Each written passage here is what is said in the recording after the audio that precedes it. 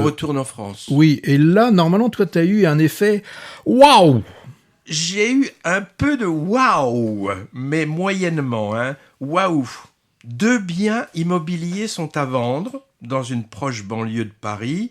Un appartement tout juste rénové, modeste, mais attention, il est situé dans le triangle d'or de Bougival. Oui. On se demande ce que c'est, ça doit exister. Et aussi une grande maison bourgeoise présentée comme piscinable. Avec quelques défauts qu'on va découvrir. 2 conseillers d'une agence immobilière en ont la charge. Catherine, interprétée par Karine Viard, et Horatio, c'est Bruno Podalides, qui signe aussi le scénario et la réalisation. Et plus aussi un stagiaire assez rétif aux conseils qu'on lui donne. Waouh, c'est le titre du film et le nom improbable de cette agence, choisi car c'est le cri du cœur que tout conseiller immobilier attend de la part d'un potentiel acheteur qui visite, car ça veut dire que c'est dans la poche. Enfin, normalement. Alors, on assiste aux visites de ces 2 espaces, façon suite de sketch, où toute une galerie de personnages défile, représentant différents types sociologiques.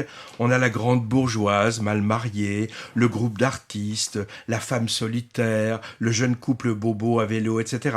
Et on suit les états d'âme des uns et des autres, de nos 2 anti-héros, donc, des visiteurs aussi, et puis de propriétaires parfois un peu encombrants.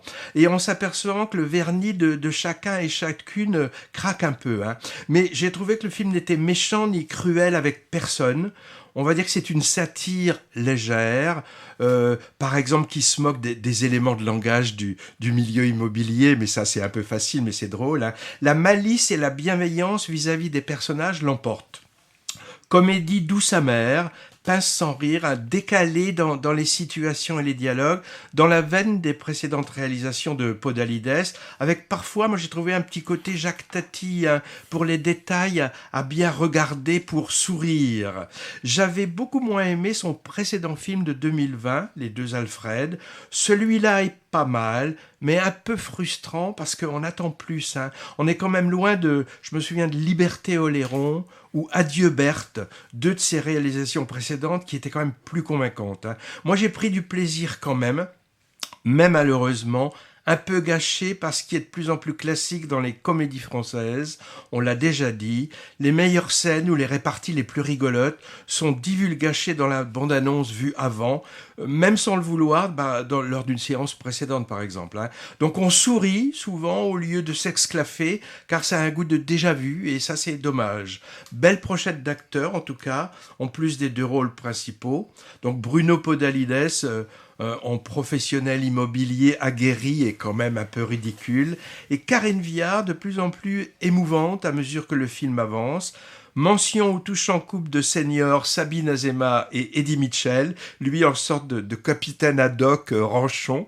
Moi, il m'a fait penser au capitaine ad hoc. Certains viennent faire un petit tour et puis s'en vont. Denis Podalides, toujours présent dans les films de son frangin, Roche Dizem, Manu Payet, Agnès Jaoui. D'où la tonalité sketch du film. Mais mon camarade Patrick est déçu, je crois. Tu m'as dit film paresseux, tu maintiens ? Oui, je maintiens, et je maintiens que plutôt que l'appeler waouh, il aurait été préférable de l'appeler bof, parce que il se passe pas grand-chose. C'est un film paresseux, voilà, c'est ce que je trouve, paresseux.